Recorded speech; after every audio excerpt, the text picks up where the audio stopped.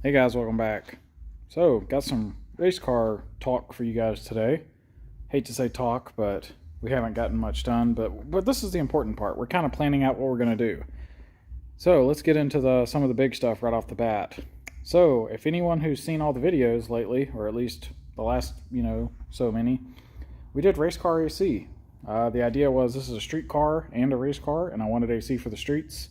Frankly, I was going to use it at the track too, but hate to say it, we're going to take the AC out. Man, it's a tough call. I'll explain why. Believe me, this hurts. I put a lot of work into building this AC and even getting it to work. So kind of hurts to take that out after all that work. But let me tell you why we're doing that. And yeah, see, it makes me feel so bad. I'm stuttering. I don't normally stutter. That's kind of funny. That little thing to pick up on. But yeah, so the main reason is weight savings and simplicity. That's the main thing. So you can see there we've got when you look under the dash, I mean, there's just nothing. But then there's that giant evaporator box. And as you guys will know, there's also a big fan that has to sit right there for that to work. And then over here, yeah, you got a hole. You have to hook some ducting up and then boom, cold air. But I don't know how good that's going to work. And I mean, I know it'll work, but this is a race car. It's going to get kind of hot. So anyway, there's that benefit. When we move up here, we have a pair of fans. Now, I use these to keep the car cool. These fans are super heavy. They're badass fans. I've talked about that before. But for drag racing, you don't need all this.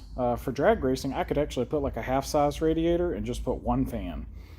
And it'll save radiator weight, coolant weight, fan weight, which is all weight coming, I mean, literally, the very, very front of the car, which we'd love to get some weight off the front of this car. So we've actually done a lot to get weight out of the back of the car, and we're going to do more somehow. But we haven't done much on the front at all. So that's going to be a big weight savings. And then, of course, the condenser comes out, which it's fairly light, but, that'll come out. And then this guy, this very expensive brand new air compressor that has 10 minutes of runtime on it, that's going to come off, and it's bolted to a giant cast iron bracket. That bracket is surprisingly heavy. And all that's coming out, of course, with the hoses, and we already ripped all the electrical out and, stuff like that.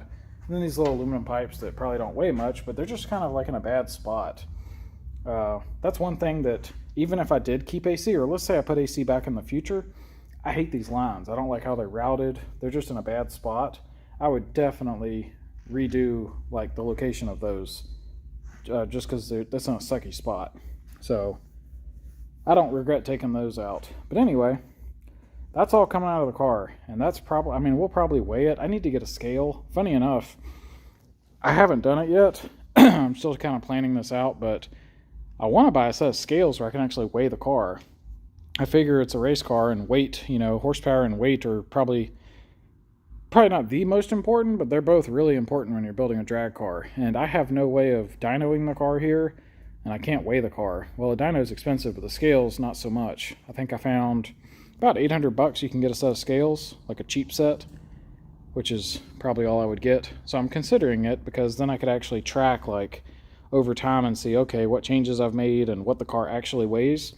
What a lot of people do is they just track the weight they took off the car. And I mean, there's pros and cons either way, but it's kind of cool to know, oh, I took off this much weight just using an accurate scale to like, oh yeah, 6 grams here and whatever. But at the end of the day, it's nice to know what the car actually weighs.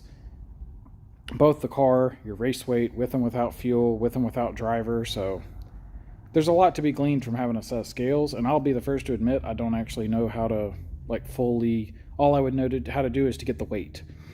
I have fancy coilovers. I'm sure you can adjust them and probably improve traction and corner weighting, and I don't really know how to do any of that. But I know you have to have scales to do it. So it's on it's on the list, but we're not going to buy it right this second.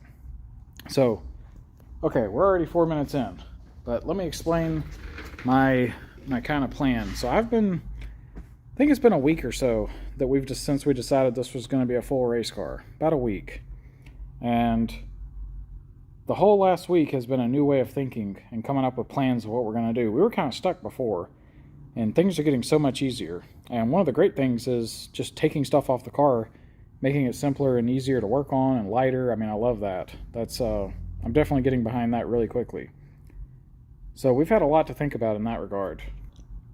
And what we've come up with is, I think we're going to do like kind of like stage 1 and stage 2. So stage 1 is going to be hurry up and finish it and go racing. I'm sure that sounds, like a good idea to a lot of people watching this. They're probably ready to see the car go. I know I am. And to that end, I have a graph to show you guys in a little bit. But anyway, to that end, we are going to do what we have to do to get the car finished and get it to the track. That's kind of stage 1, because we want to get racing. And then stage 2 is going to be like down the road upgrades. So maybe this winter or next year, or I don't know. But there's going to be upgrades that come later, and we're just going to do those later, because if we did everything now, it just delays getting the car to the track. And some of this stuff are like nice to haves, but we don't actually have to do all these things to go racing. Perfect example is gauges. So I bought a lot of gauges for this car. Now, admittedly, I bought a lot of them because I wanted to use this thing on the street, but it's still nice to have gauges in a race car. I like it just for I don't have to have a laptop to see everything. I kind of like that. So we're going to leave most of the gauges out. I don't know that we're going to leave them all out. We may. I haven't decided. But we're kind of coming up with like a bare minimum plan of what the car has to have to be able to race. And everything else is getting left out and is going to be included in a stage 2 update. So I got to look in a little more to find out exactly what you can and cannot, I don't think you have to have headlights. I think you do have to have one working brake light for a drag car. I think I saw that. But I don't think you need headlights, and certainly don't need blinkers or windshield wipers, hazard lights. I don't need any of that stuff.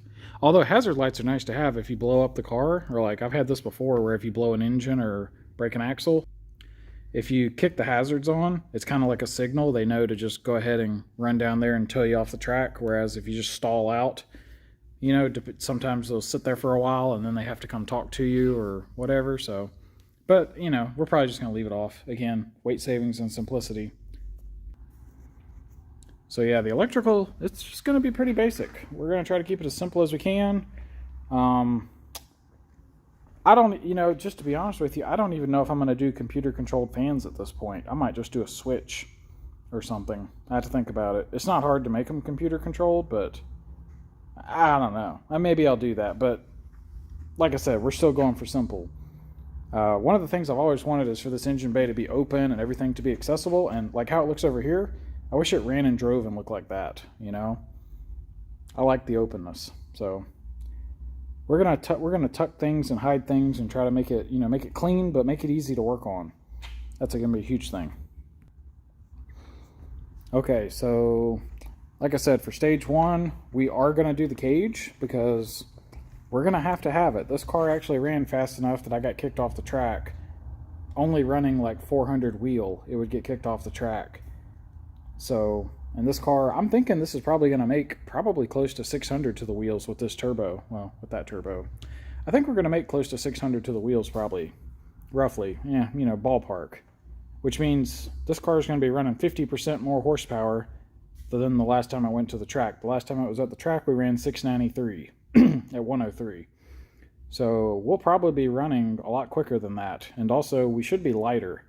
It was a full street car with a roll bar the last time this car went to the track, and it had a lot of stuff in it.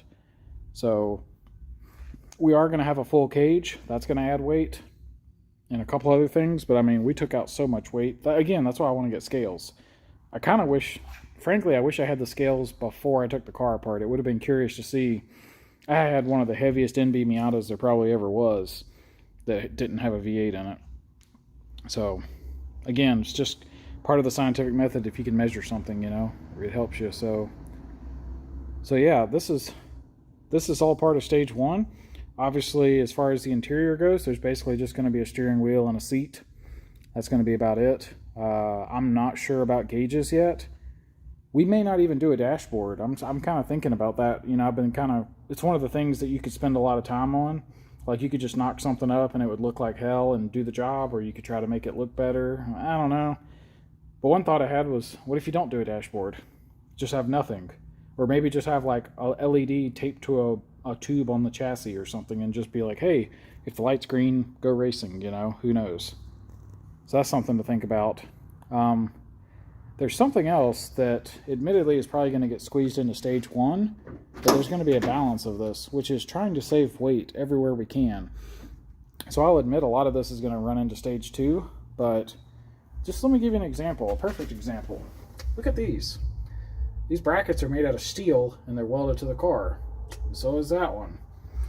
And those studs are welded to the car, and all that sticky sound deadening. And look, bracket, studs, brackets, studs. It just goes on and on. This crap's everywhere. Look over here, like there's this whole cutout for whatever that is. You know, all that extra weight. If you look up under here, I can't actually see the camera there, but there's just sheet metal everywhere that could probably be cut off the car that I don't need. You know, there's another one. Little thing just hanging out, doing nothing. Look, there's some more. I mean, I could do this for the next 10 minutes. There's all kinds of spots where you can save a few grams or, you know, an ounce of weight. And I think everyone that's serious about racing knows how that goes. You know, you do it 100 times or 1,000 times, and all of a sudden it adds up to be a lot. So we are definitely going to be taking that approach. But a lot of this, some of the easy stuff will be in stage 1, but there's definitely going to be like a stage 2 where we really get serious about taking weight out of the car. So right now, the only stuff that we're going to, and it takes restraint, but the only things that we're going to do on stage 1 are the things where it really makes sense to do it because we're building a cage in that area. So for example, all up by the windshield, all of that, we'll probably go ahead and cut most of what we want to remove now, because when I build the roll cage, if I get that metal out of the way, I can build the cage closer to the car. And then of course, if you didn't do it, it might be impossible or very difficult to do down the road. So we are going to do select areas like that, just because it makes sense. But I'll do a separate video. In fact, I could probably talk for 10 minutes about all the stuff I want to do just on weight reduction for the stage 2. So we'll put that in a second video. So anyway, till next time, y'all take it easy.